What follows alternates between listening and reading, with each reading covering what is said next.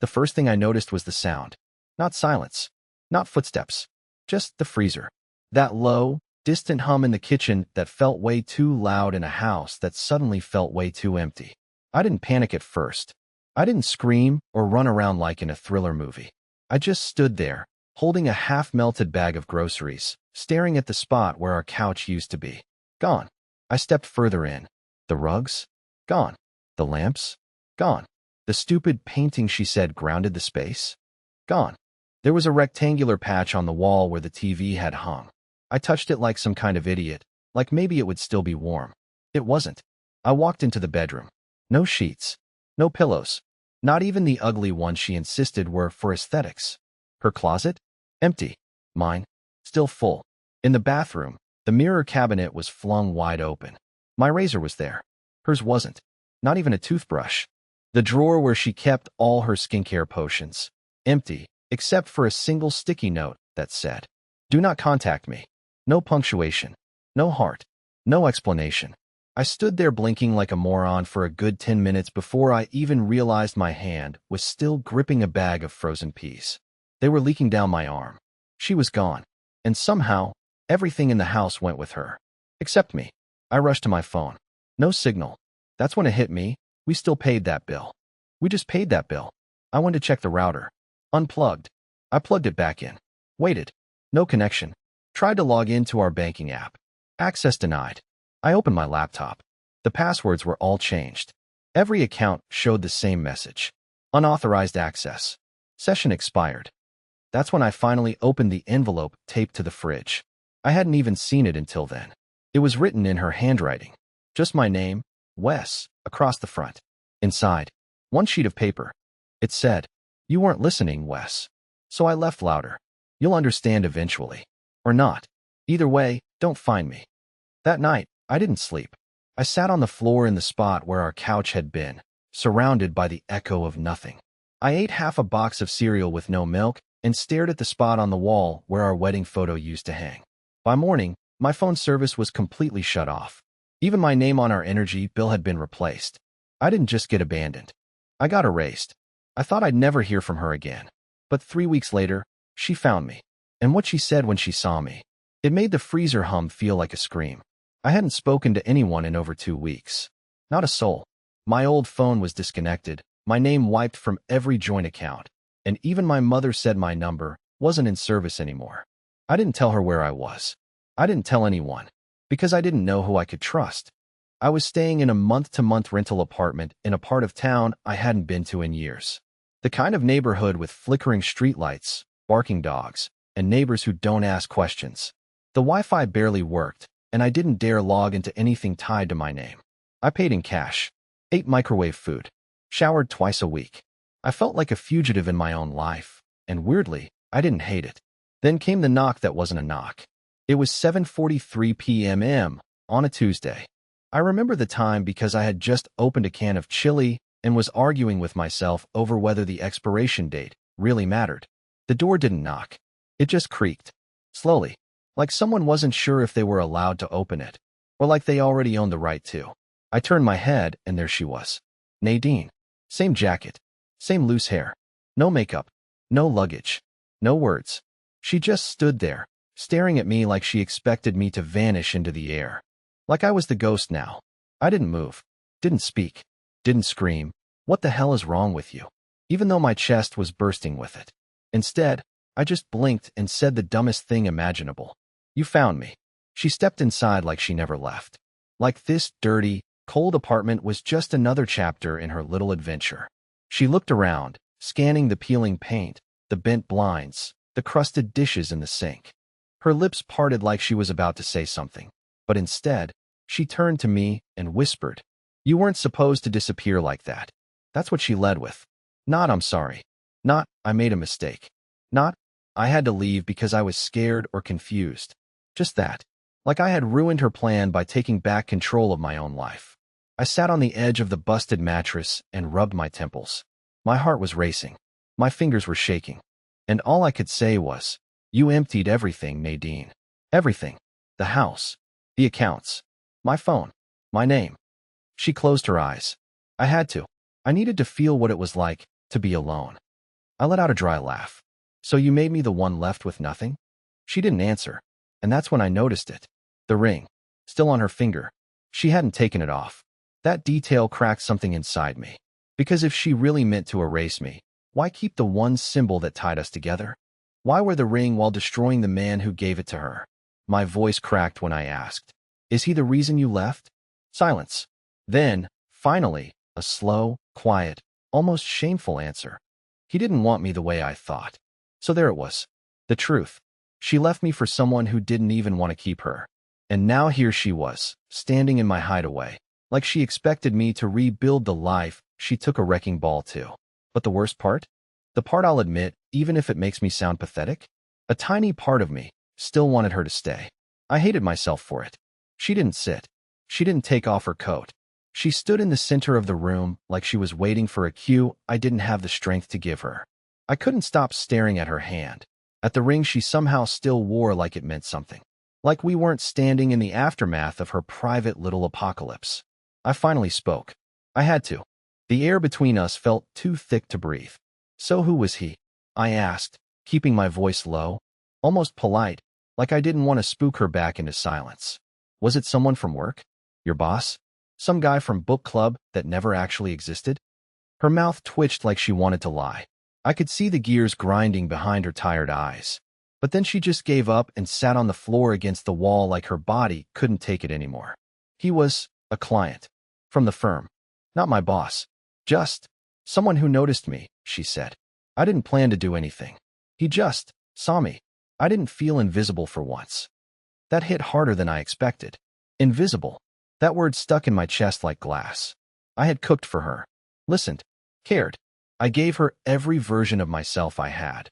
Even the broken, insecure, jealous versions she used to say she appreciated because they made me real.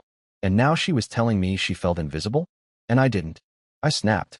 You think I felt like a goddamn superhero watching you come home late every other night, texting under the table, smiling at your phone like it had secrets I'd never be worthy of?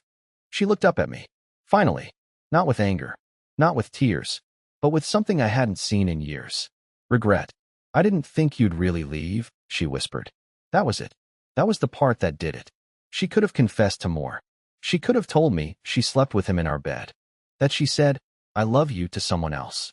But that sentence, that simple, thoughtless, selfish sentence, was the one that nearly ripped my spine out.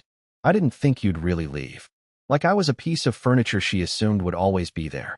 Like she thought she could drain me dry, strip the walls, take the soul of the home, and I'd still be sitting there on the couch waiting to say welcome back.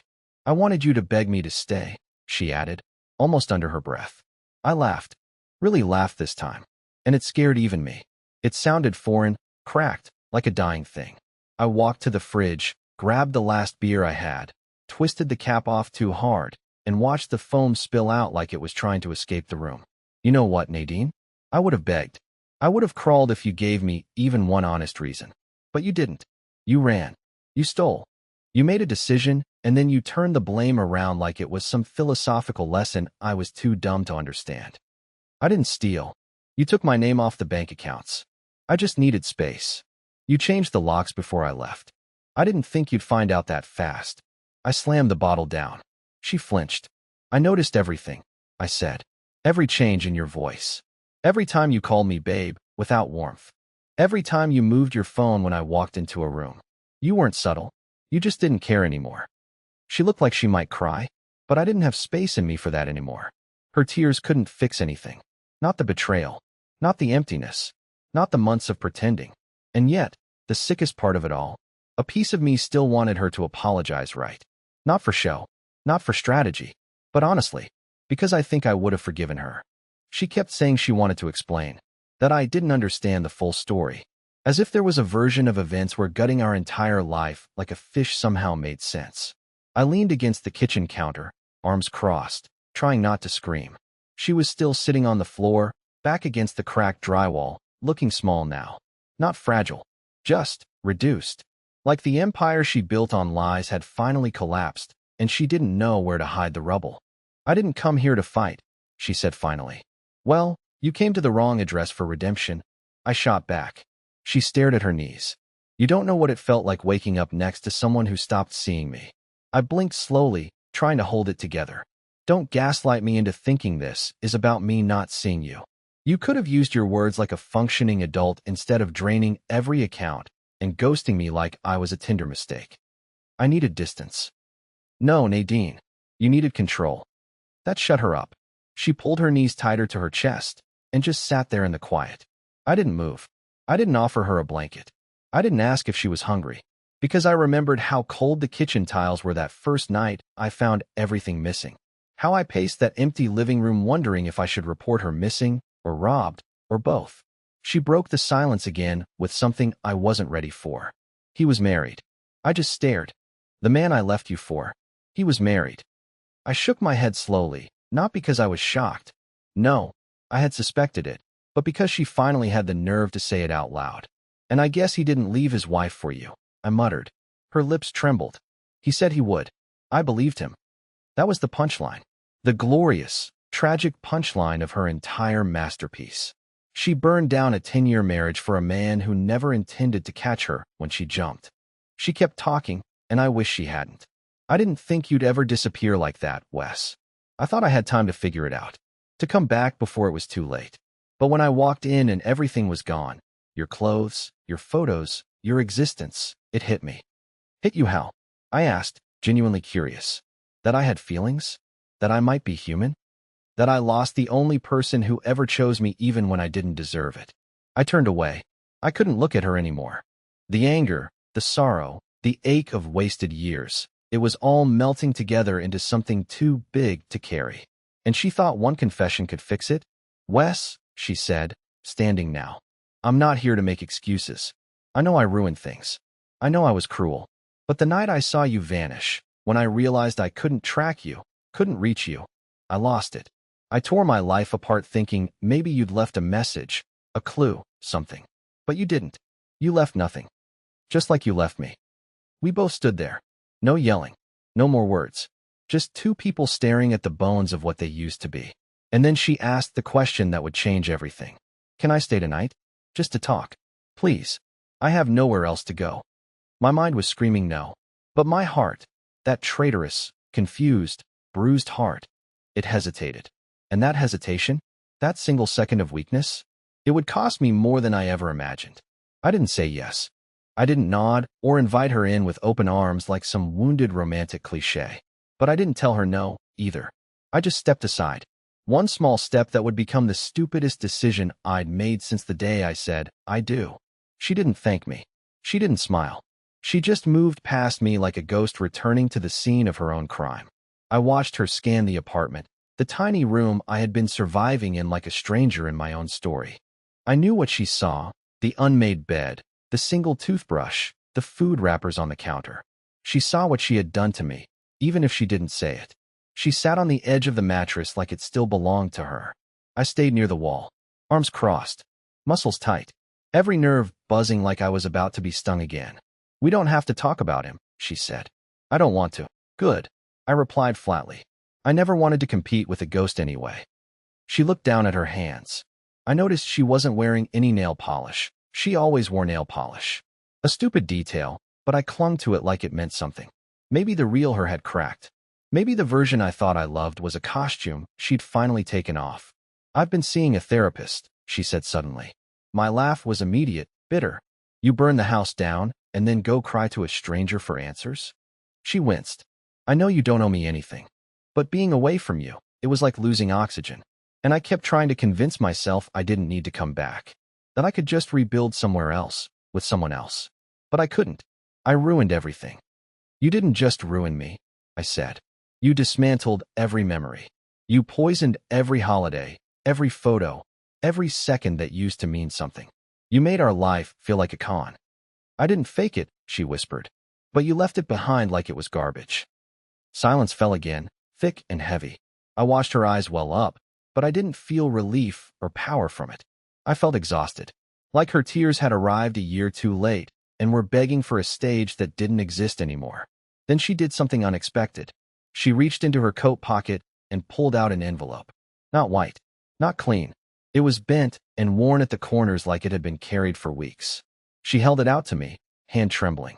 I wrote this the day I found the house empty, she said. But I didn't know where to send it. I hesitated, then took it. Not because I wanted to read it, but because I needed to know what version of herself she had been talking to when she wrote it. The wife? The liar? The abandoned mistress of another married man? I didn't open it. Not yet.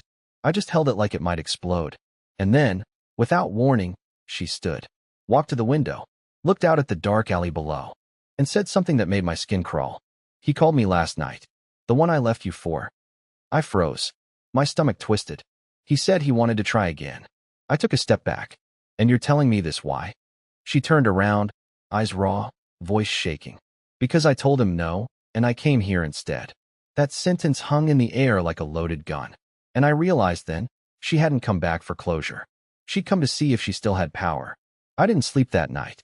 Not with her curled up on the far end of the mattress, breathing like nothing happened. She didn't try to touch me. She didn't ask for anything. She just laid there, eyes wide in the dark, like she was afraid I'd vanish again the second she blinked. But I was the one who couldn't close my eyes. Not with the letter still burning a hole through the pocket of my hoodie. I waited until just after 3 in the morning. That cursed hour when everything feels heavier.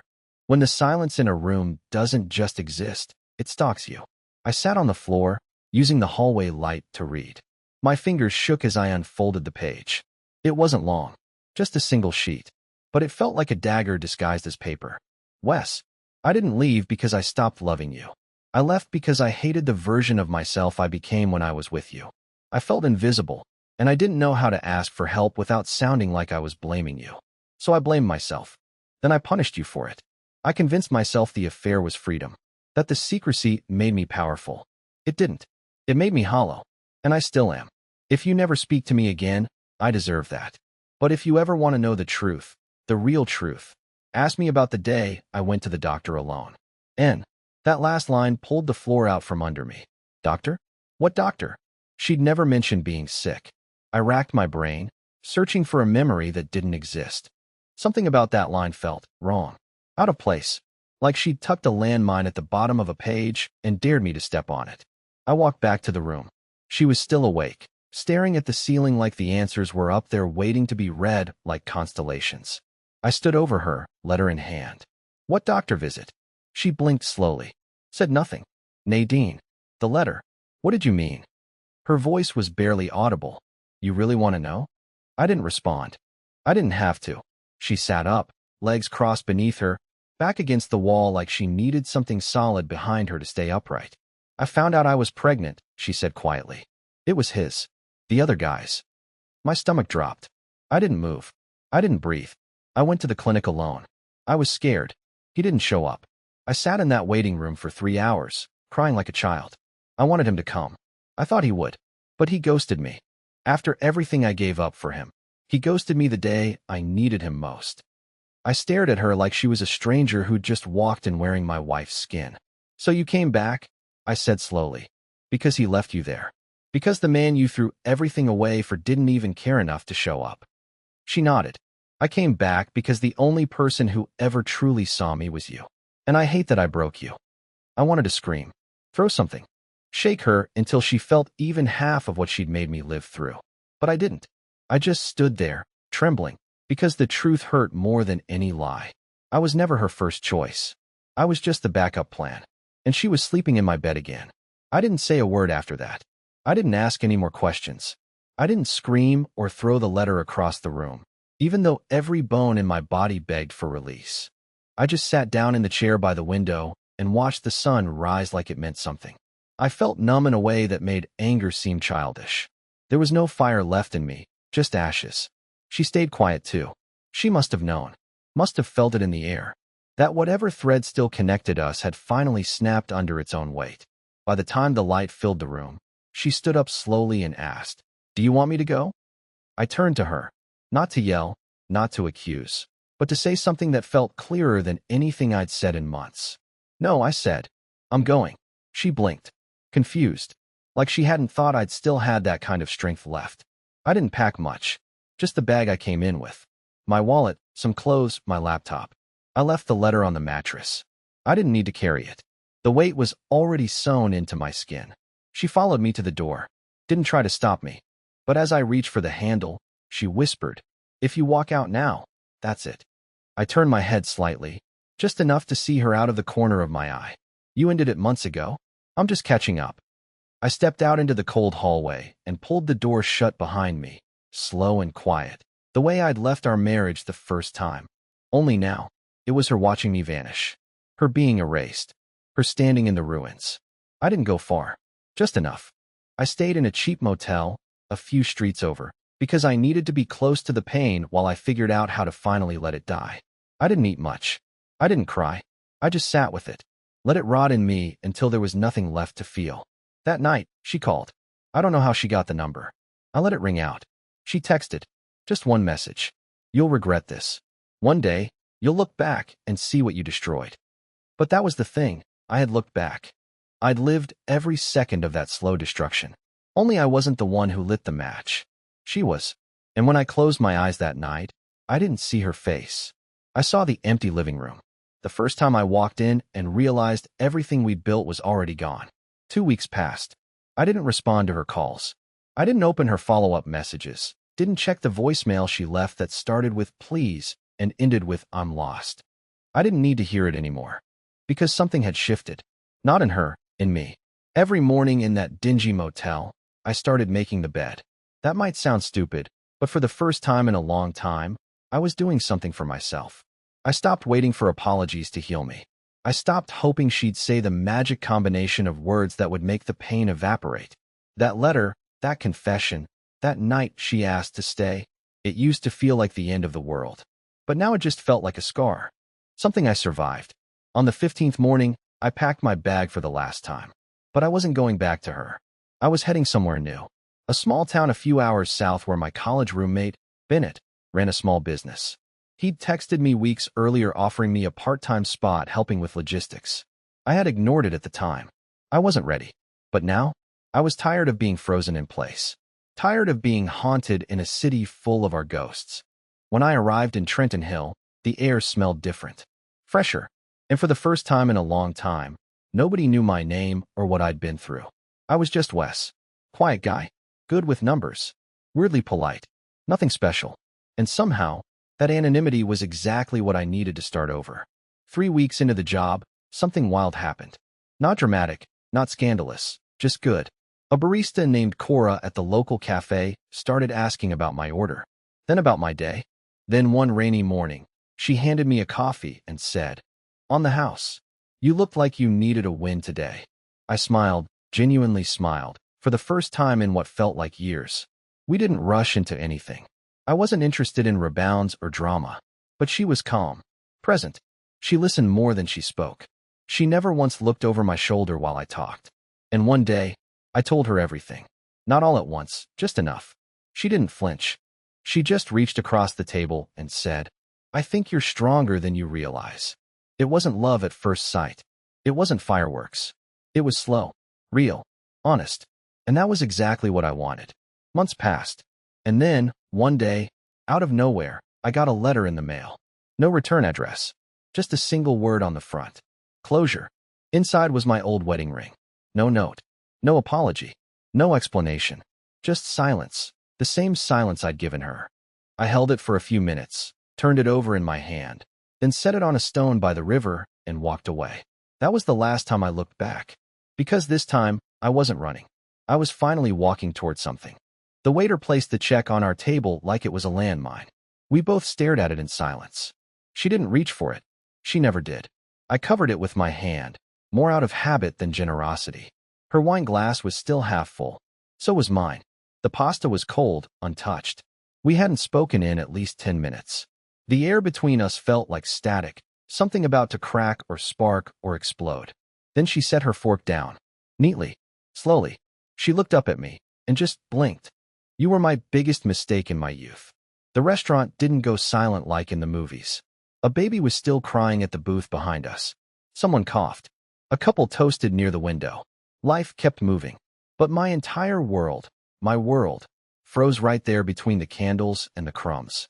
I thought she'd follow it with a laugh. Or a just kidding. She didn't. She just stared at me, like she'd finally scratched an itch. Like she'd wanted to say it for years. I didn't ask why. I didn't cry. I didn't plead for an explanation. I pushed the check toward her side of the table and said, calm as ice, "Then I'll fix that now." She flinched. It was small, a twitch in her eyebrow, a shift in her breath, but it was there. The first crack. I stood up, pulled out my wallet, tossed down 100. I didn't look at her when I turned away. I didn't wait for her to follow. The door chimed when I pushed it open, and the cold air outside slapped me hard, like reality making sure I was awake. The night wasn't over. Not even close. By the time I got to the car, I had already made 3 decisions I couldn't undo. By morning, she would be locked out of more than just our home. And in exactly 72 hours, the woman who once said she couldn't breathe without me would learn what real suffocation felt like. I didn't go home. That's the first thing you need to know. I drove past our building twice, just watching. Her car was still there. Lights off. Everything still. I don't even know what I was looking for. Maybe hoping to catch her in some kind of lie. Something visual. Something concrete. As if her words at dinner hadn't already been a clean stab to the chest. But deep down, I already knew. That sentence wasn't just spontaneous cruelty. It was strategy. A slow drip poison. She'd been practicing it in her head for weeks, maybe months, waiting for the moment she felt untouchable enough to deliver it without blinking. What she didn't realize is that I had stopped blinking, too. I ended up at a 24-hour diner. One of those sad places with greasy menus and bathrooms that haven't seen bleach since 1998. I sat in the corner booth with a black coffee and nothing else. No appetite. Just thoughts. A mess of them. If someone had recorded my internal monologue, they'd have had enough whining to make a full album. Every track titled, "How Did I Let It Get This Bad?" I wasn't perfect. God, no. I worked too much. I forgot little things. I stayed quiet when I should have spoken up. But I wasn't unfaithful. I didn't lie. I loved her hard. I gave her my best years. And now she was sitting across from me in that overpriced restaurant, telling me she regretted it all like it was nothing more than a youthful tattoo she'd grown embarrassed of. By the time I left the diner, it was almost 3 a.m., and something in me had changed. I wasn't going to confront her. I wasn't going to give her the drama she clearly wanted. I was going to do what I had quietly been preparing for without even realizing it. I was going to extract myself from the wreckage, not with fire, but with silence. With cold, surgical precision. When I got home, I didn't slam the door. I didn't even make a sound. I just walked to the bedroom, and there she was, pretending to sleep. Her breathing was too controlled. She wasn't under the blanket. Her back was to me, but her ears were wide open. I could feel it, and that made me smile, just slightly. If she was waiting for me to explode, she was in for a long, long night. Instead, I went straight to the closet. I took out the small duffel I always kept half-packed for business trips. Quietly. I didn't take everything. Just the essentials. Passport. External drive. Cash. The second phone I used for travel bookings. And the envelope I kept hidden behind the insulation in the bottom drawer. The one with the bank documents she never knew existed. I wasn't stupid. I'd seen friends go through brutal divorces. I always said I'd be different. That I'd never be caught blindsided. So over the past few years, I quietly started building a firewall. Separate savings. A shell company. All above board legally, but discreet enough to disappear into if needed. I didn't think I'd need it because of her. But here we were. I left her a note. Short. Simple. Folded once, placed gently on the kitchen counter. You were right. I fixed it. I didn't sign it. I didn't need to. Then I walked out. But that was just the first move. In the next 72 hours, she would lose the things she valued more than love, more than marriage, more than me. Things she never thought I had the power to touch. Things she thought I was too weak, too soft, to even notice. She had no idea I wasn't playing her game anymore. I was building a new board, and the first piece had just moved. By the time she opened her eyes the next morning, I was already miles ahead, not just in distance, but in thought. I wasn't hiding in a motel or crashing on a friend's couch. I had gone somewhere she wouldn't think to look, somewhere outside the script of her little betrayal drama. Because I knew her well enough to predict the first 3 moves she'd make. And she did not disappoint. At exactly 7:13 a.m., my phone buzzed. Not the one I left behind, the burner. The one tied to nothing. No name.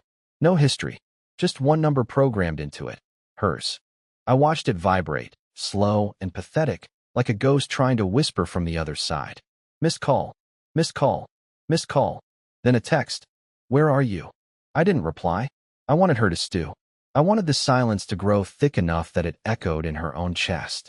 Because for once, I wasn't going to explain myself. No more late-night talks. No more emotional cleanup after her messes. I had given her years of gentle forgiveness, and she'd responded by lighting it all on fire. That morning, while she paced our apartment in confusion and growing panic, I was already sitting across from someone she never imagined I'd talk to, our accountant. Well, my accountant now. The same one she used to ignore, the one she said talked too slow and had a forgettable face. That man, he was now my closest ally. Together, we finalized the transfer of our joint account, what remained of it, anyway. Turns out she'd been siphoning funds in small amounts to a side account under the name of her event planning business, which was just a fake LLC set up for Greg, her fake therapist, and very real side piece. She thought I'd never notice. She thought I'd never look. But I had the paper trail, and now I had everything I needed to take back what was mine, quietly, legally, and with no opportunity for her to cry victim. She could scream all she wanted, but the truth was already working against her. At 11:47 a.m., she called again, then from her work phone, then from her sister's phone. By noon, she was spiraling. By 1:30 p.m., she was at my office, or, more accurately, outside of it. I watched from the cameras as she stood in the lobby, makeup perfect, fake tears locked and loaded. She didn't know I hadn't worked there in over a week. I'd taken a sabbatical. Quiet. Unannounced. Just one more step ahead of her. She left me 14 voicemails that day. Each one a different version of herself. Confused, hurt, angry, apologetic, manipulative. The full catalog of emotional bait. She was used to me biting. Used to me caving. This time I didn't. Because while she was circling the drain, I was enacting the next part of the plan, the part that would strike her where it hurt most. I contacted the board of the nonprofit she volunteered for, the one where she'd been pushing for a leadership role. I sent them a very carefully worded packet, not slander, not accusations, just documents, screenshots, bank transfers, dates, enough to raise questions, enough to make them take a step back. By the time the sun went down, her phone calls had stopped. No more texts. No more voicemails. But I wasn't stupid enough to believe she'd given up. No, she was just regrouping. What she didn't know was that while she was calculating her next move, I had one more revelation left to detonate. One that would rip open the illusion she'd built around herself and expose her not just as a liar, but as something far worse. It was the next morning when things really started unraveling for her. Not with a bang, but with a soft, suffocating collapse. I stayed off the grid, but I was watching, listening, pulling strings from the shadows while she blindly searched for a clue, for control, for the version of me who would always eventually come crawling back. But that man was gone. By 8:30 a.m., she had messaged 3 of our mutual friends, playing confused, asking if they'd heard from me, saying things like, "We had a silly argument, and he's just being dramatic again." As if erasing someone from your life over ravioli and red wine was just a lover's quarrel. As if telling your husband of 8 years that he was your biggest mistake was a quirky Tuesday mood swing. But the real shift happened at 9:12 a.m. when she showed up at her job, or, should I say, tried to. Security stopped her at the elevator. They had received a suspicious activity report involving misuse of her corporate card. Funny how that works. I didn't report anything, but I may have anonymously submitted a file showing several charges billed to the company under false project names, which just so happened to match dates and hotels from the romantic weekend getaways she took with Greg. They didn't fire her. Not yet. But they froze her badge, escorted her out, launched a full internal audit. She told herself it was just a misunderstanding. That's how I knew I was winning. But I wasn't done. Around noon, I made a phone call I'd been avoiding for months, to a woman named Carly. Sweet, soft-spoken, and heartbreakingly naive. Greg's wife. Or soon-to-be ex-wife, now. I didn't call to be cruel. I called because she deserved to know. I called because if anyone had the right to see what I had seen, the photos, the messages, the hotel receipts, the voicemail of my wife whispering things into Greg's ear that still make my stomach turn, it was her. Carly cried. Then she went quiet. Then she thanked me. That was it. One call. One ripple. By 3:45 p.m., Greg's social media accounts were wiped. By 4:30, My wife had posted some vague quote about not all storms being visible and turned off her comments. And by 6 p.m., she was in full meltdown mode. She texted me, "Can we please talk? I need to explain." I didn't respond. Then, "I didn't mean it that way." Still nothing. Finally, "You're being cruel now." And there it was, the pivot. From regret to blame. From guilt to rage. That was always her fallback. If she couldn't pull me back with fake softness, she'd push with venom. But I wasn't on that seesaw anymore. I wasn't coming back. I was at my lawyer's office now. Not for revenge. Not for a messy court battle. Just to make it clean. Efficient. Quiet. Everything she thought she controlled, I was draining it away piece by piece. And she still didn't know the most important truth of all. The one I had kept buried until I knew it would hurt the most. A truth I planned to deliver in person. Soon. And when I did, she would understand that this wasn't a tantrum. This wasn't a phase. This wasn't about jealousy or anger or ego. This was me, finally listening to the part of myself she spent years silencing. And it was about to speak louder than she ever expected. By the third day, her panic turned into something quieter. Desperation dressed in politeness. The voicemails got softer. The texts got longer. Every message read like a monologue she practiced in the mirror. "I never said you were a mistake. Not really. I just meant we grew apart. Let's talk this through, please. You owe me that much." What she didn't understand, or maybe refused to, was that I wasn't staying quiet to be dramatic. I was staying quiet because I had nothing left to say. Because sometimes silence isn't a weapon, it's a verdict. And yet, there was still one card I hadn't played. One piece of the puzzle I hadn't revealed to her. Something I'd been keeping in my pocket for months. Because if I had said it too soon, she would have twisted it. Claimed I was being paranoid or insecure. But now, in the wake of everything she destroyed, it finally had weight. She didn't know that I already knew about the pregnancy. Not hers. Carly's. Greg's wife. 2 months ago, before all this exploded, I got a message on Facebook from a burner account. No profile photo, no name. Just one sentence. "She's not the only one he's been lying to." Attached was a sonogram. I didn't respond. But I looked. I looked hard. At first, I didn't understand why anyone would send that to me. Then I put it together, the timeline. The weekends Greg said he was on corporate retreats. The name of the OBGYN clinic in the corner of the photo. I even recognized the beige sweater in the reflection of the glass. The one my wife used to wear when she stayed at her sister's. Or so she claimed. I hired someone. Not a hacker. Not a thug. Just a quiet guy with good instincts and a camera. Within a week, he had enough footage to make me sick to my stomach. Greg wasn't just cheating on his wife. He was cheating on his mistress. My wife was the other woman. Carly had no idea. Until I told her.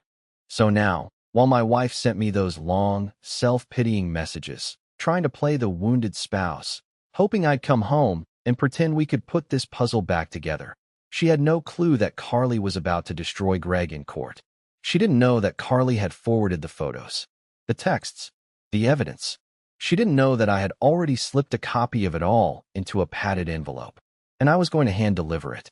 Not to hurt her, not to embarrass her, but to finally let her see what it feels like to stand in a room with the truth and have no place left to run. She wanted to control the narrative, to be the victim, to say I overreacted. But soon, she'd be face to face with the one thing she spent her entire marriage avoiding. Accountability.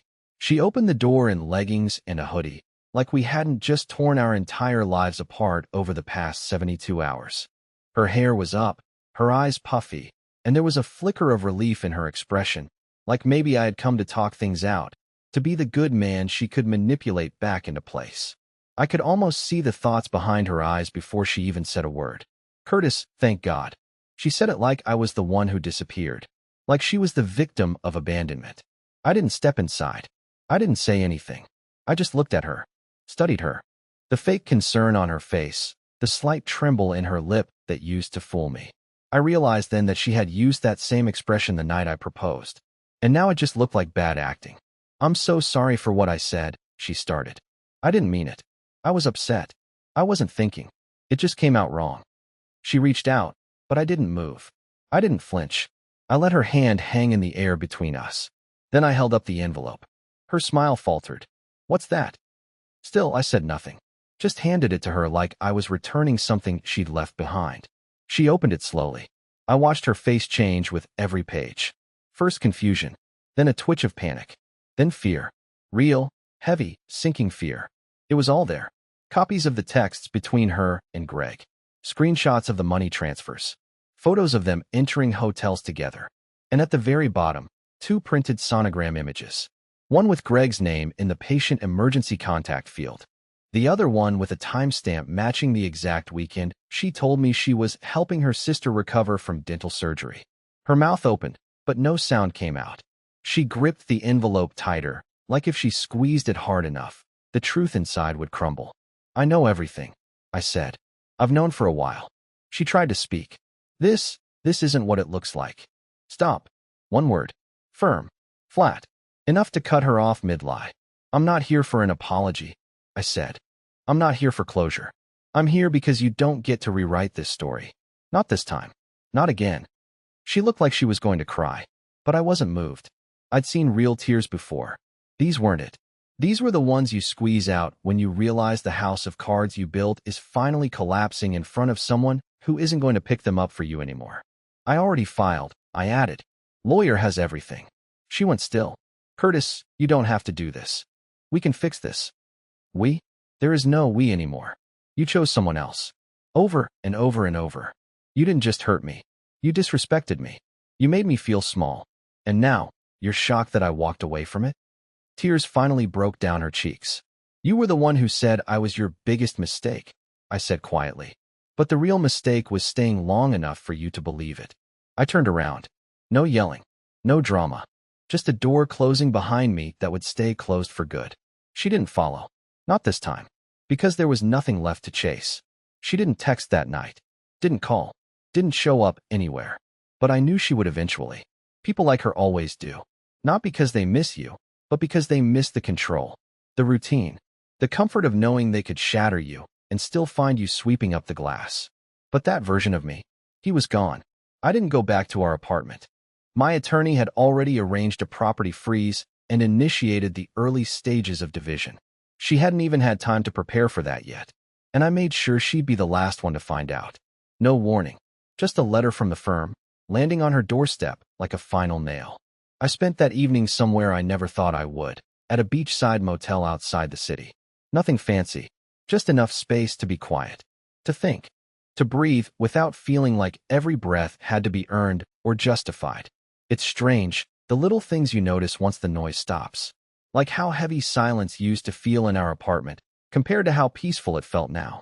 How I used to dread being alone, and now I clung to it like a lifeline. The next morning, I woke up to 12 missed calls and 3 voicemails. All from her. She had switched tones again. Curtis, please. I messed up. I know I did. I've been confused and stupid, but I never stopped loving you. I don't even know if the baby is his, okay? Can we just talk about this? This is so unlike you. You're not cold like this. Please don't become him. That last one made me laugh. Not because it was funny, but because it was so bitterly ironic. Don't become him? The man she traded me in for? The one who knocked up 2 women while playing therapist in a button-down shirt and fake vulnerability? No, I wasn't becoming him. I was becoming me again. The version of myself I'd buried under compromise, silence, and self-blame. By noon, her sister called. She didn't say much, just that Valerie hadn't left the apartment. That she wasn't eating. That she was spiraling.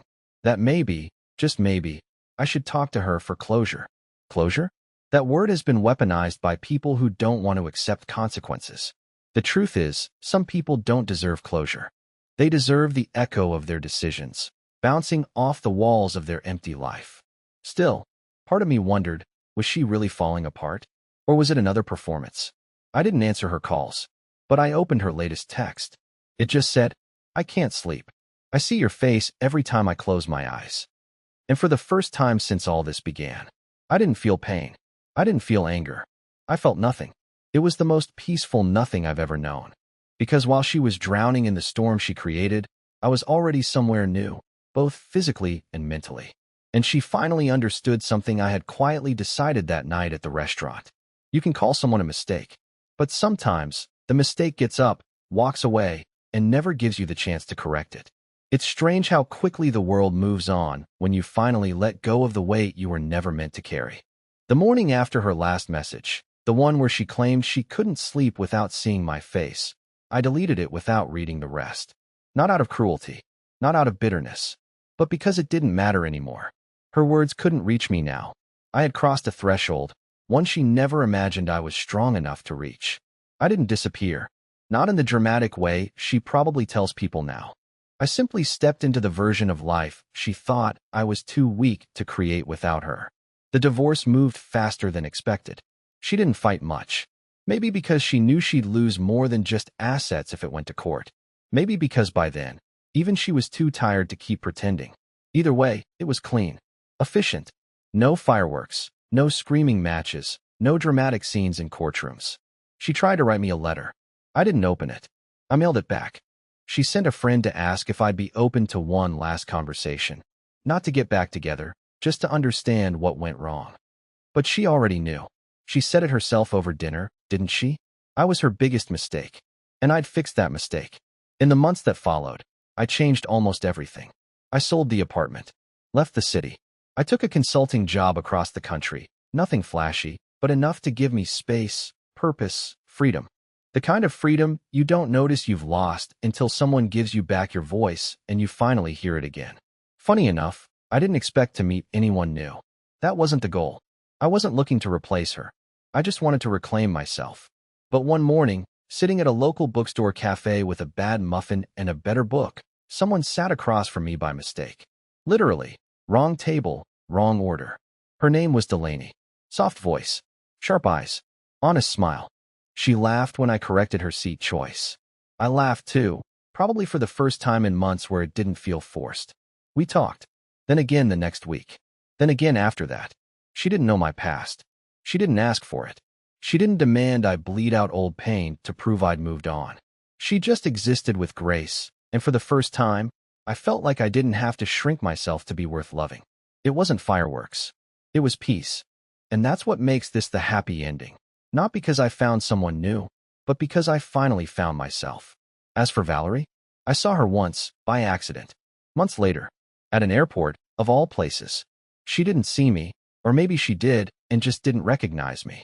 I looked different, not in the physical sense, but in the way people do when they've finally stopped begging to be seen and started living on their own terms. She looked tired, distant, still searching for something to blame. I walked past without hesitation. No anger, no hate, no sadness, just freedom. And it felt like the final page to a book I never want to reopen.